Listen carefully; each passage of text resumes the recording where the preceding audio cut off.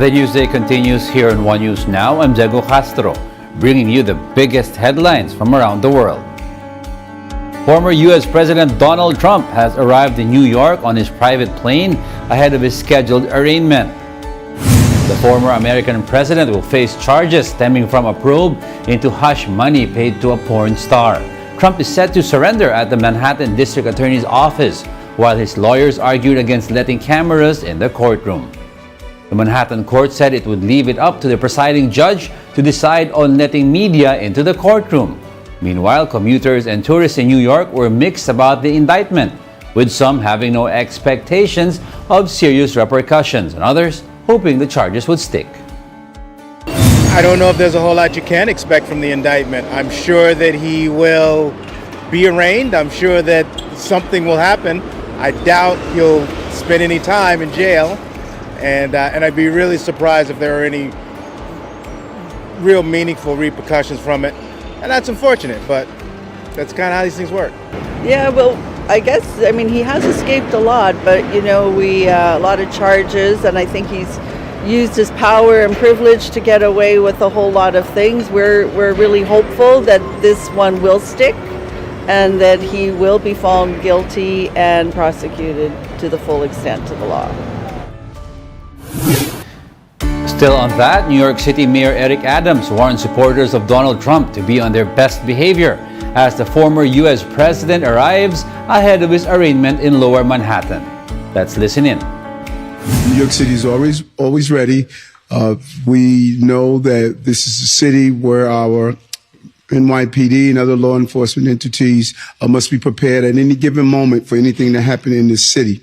To start, I want to make it clear, the commissioner has stated over and over again, there has been no specific credible threats to our city at this time.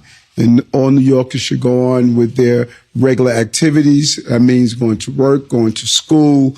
We're going to do our job as we always do. While there may be some rabble-rousers thinking about coming to our city tomorrow, our message is clear and simple. Control yourselves. New York City is our home, not a playground for your misplaced anger. We are the safest large city in America because we respect the rule of law in New York City.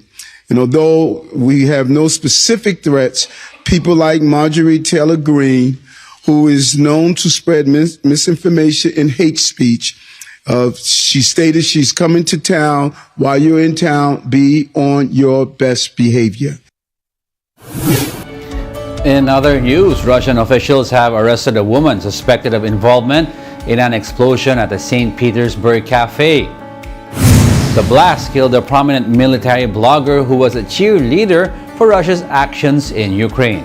His death appeared to be the second assassination on Russian soil of a figure closely associated with the conflict. Russian investigators said they arrested 26-year-old Daria Trepova, whom they said was suspected of bringing the explosives into the St. Petersburg cafe. In a video published by the Russian Ministry of Internal Affairs, Trepova says she had been detained for, quote, being at the place where Vladlen Tatarsky was killed. State News reports that Trepova is a Russian citizen who had previously been detained for protesting against Russian actions in Ukraine. Понимаешь, за что задерживала? Понимаю. За что? За, я бы сказала, пребывание на месте убийства Владлена Татарского. Что ты сделала? Я принесла туда статуэтку, которая взорвалась. А кто тебе передал эту статуэтку? Можно я попозже расскажу? On Monday, the Kremlin said the assassination of prominent war blogger was a terrorist act. They also claim that there was evidence linking Ukraine to the bombing, citing Russia's anti-terrorism committee. Ukraine did not take responsibility for Sunday's attack and blames domestic terrorism for the murder. Also on Monday, people laid flowers and lit candles at the scene of the bomb explosion, expressing shock at what happened, with some praising the blogger for his support of Russian troops in Ukraine. Vladlen really helped those on the front line. He was helping more and more and was becoming more and more well known. I think the guys on the front line will feel this loss too.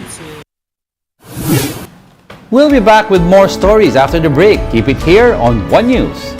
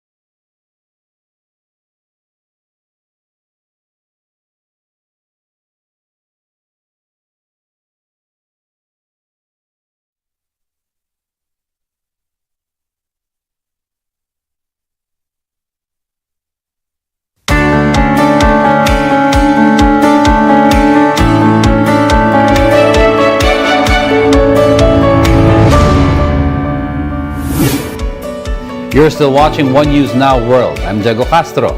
A Virginia teacher who was shot by a 6-year-old student sues school leaders for $40 million. The teacher alleges Rich Neck Elementary School administrators ignored warnings from staff and pupils that the first grade student had a gun.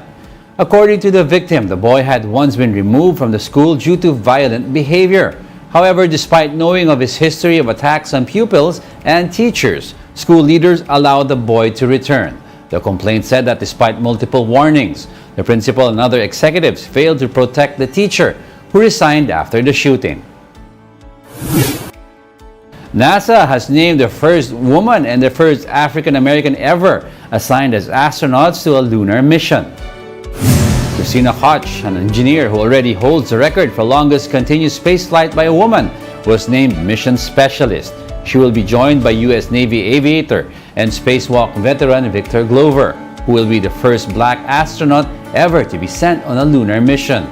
Rounding out the crew are Jeremy Hansen, a Royal Canadian Air Force colonel, and Reed Wiseman, another former U.S. Navy fighter pilot. Scheduled to launch in 2024, Artemis II will be the program's first crewed mission to orbit the moon since the Apollo program decades ago. Apo Wang-od has become the oldest Vogue cover star. At the age of 106, the renowned Kalinga tattoo artist appeared in the Philippine edition of the magazine. The Mambabatok can be seen on the cover in her simplest beauty, with her tattoos that adorn her chest and arms. Wang-od began tattooing at age 16, using a mixture of charcoal and water, tapping it into the skin using a thorn. And those are the top world headlines of the hour.